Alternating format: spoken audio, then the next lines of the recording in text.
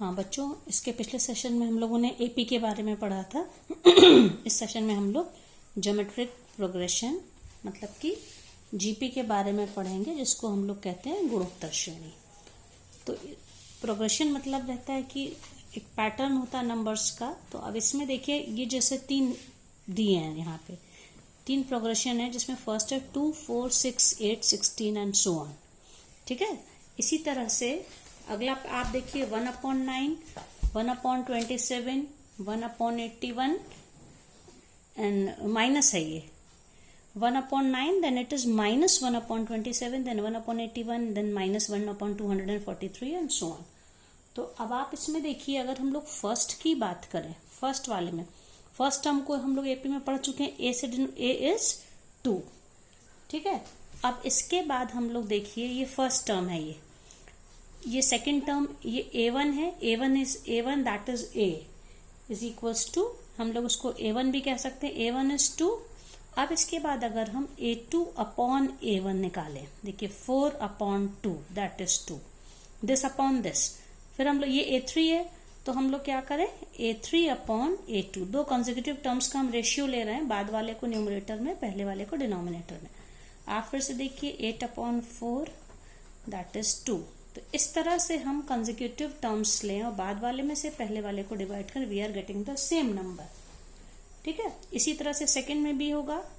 Second में first term A1 क्या है, A1 इज 1/9, फिर इसके बाद A2/A1 -1/27/1/9।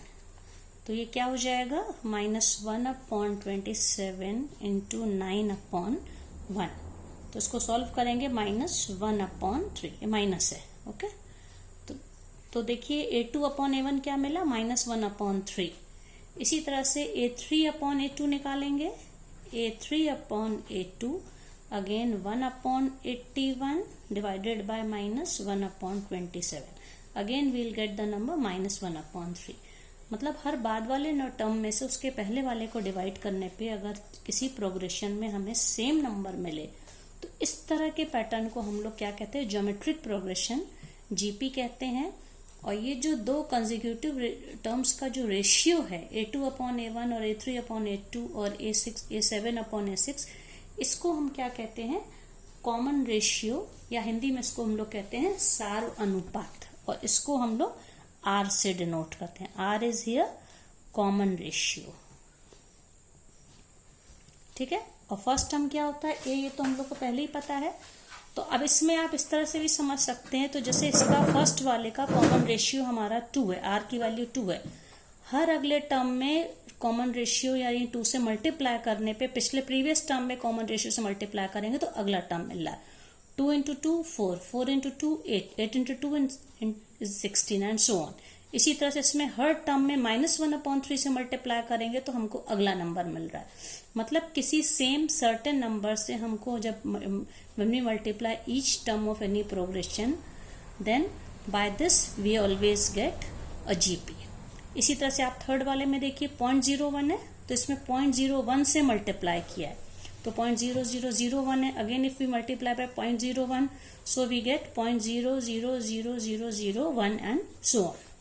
तो इस तरह से जैसे हम लोग एपी में लिखते थे, किसी भी एपी को फर्स्ट टर्म उसका ए होता था, उसमें कॉमन डिफरेंस या सार्व अंतर स्मॉल डी होता था। जीपी में क्या होता है, कॉमन रेशियो होता है। तो किसी भी जीपी को रिप्रेजेंट करने का क्या तरीका होता है,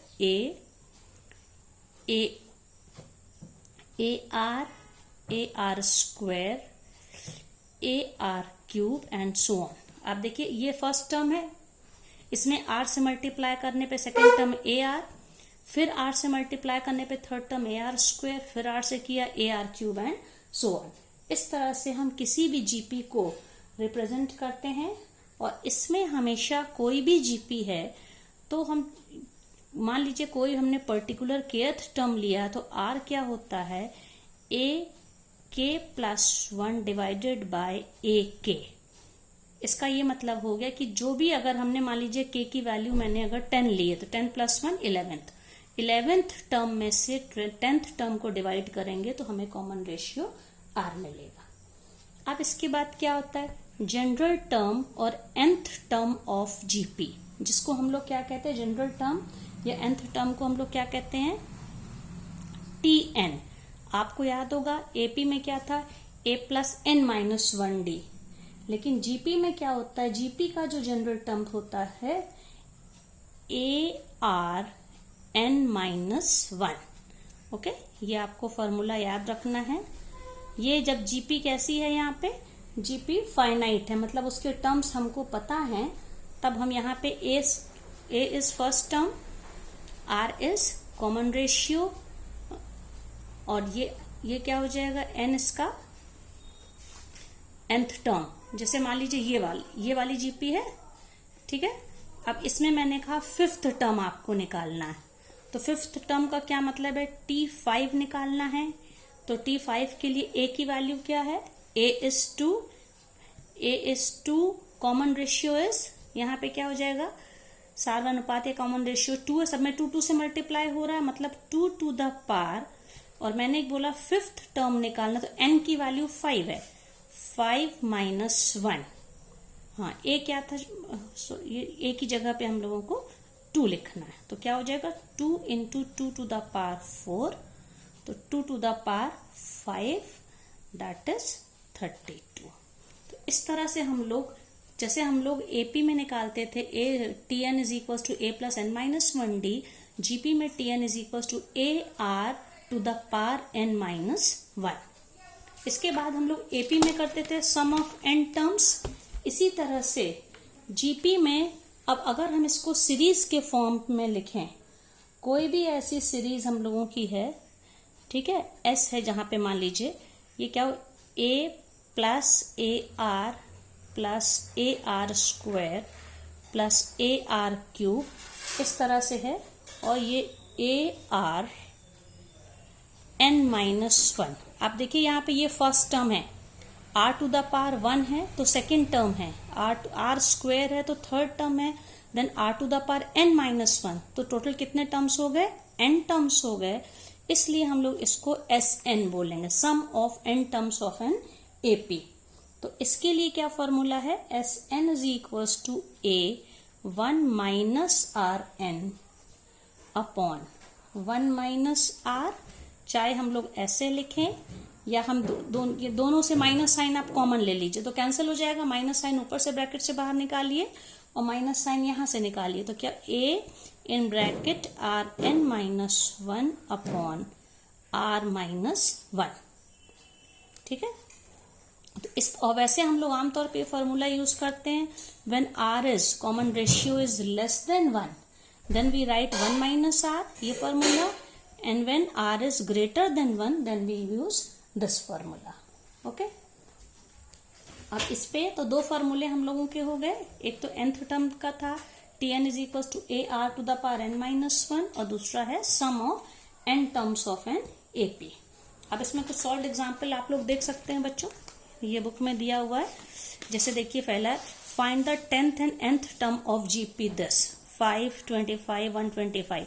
तो फर्स्ट टर्म यहाँ पे 5 है, और 5 से आप देख सकते हैं कॉमन रेशियो 25 अपॉन 5 और 125 अपॉन 25 दैट इज 5। तो a की वैल्यू भी 5 है, r की वैल्यू भी 5 है। अब हमें 10th टर्म निकालना है, A10। तो a r की वैल्यू 5 है, AR to the power n minus 1, 10th term है तो 10 माइनस 1 मतलब कि 5 टू द पावर 9। तो 5 इंटू 5 टू द पावर 9 क्या हो गया, 5 टू द पावर 10। अब इसको पूरा यहाँ पे खोल के मल्टीप्लाई करने की जरूरत नहीं है। और nth टर्म जब निकालना होगा directly we can write 5 into AR n minus 1, a की जगह भी 5, r की जगह भी 5 to the power n minus 1। तो ये क्या हो जाएगा, ये 5 टू द पावर 1 है, 5 to the power n minus 1 है, मिला के सॉल्व करने पे 5 टू द पावर n आ गया। Okay, now next question, you see which term of GP, this GP up to n term is this. ये मतलब यहाँ पे n की वैल्यू निकालनी है और यहाँ पे nth टर्म दिया है, तो nth टर्म दिया है। इसके बाद a क्या है, फर्स्ट टर्म 2 है, और कॉमन रेशियो आप देख सकते हैं 8 अपॉन 2 दैट इज 4, या 32 अपॉन 8 अगेन 4।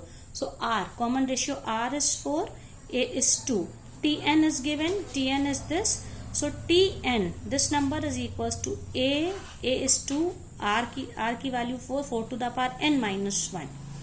ये सॉल्व होके क्या हो जाएगा, इस 2 को फिर हम इधर डिवाइड कर देंगे, दिस नंबर अपॉन 2, तो 65536 आ गया.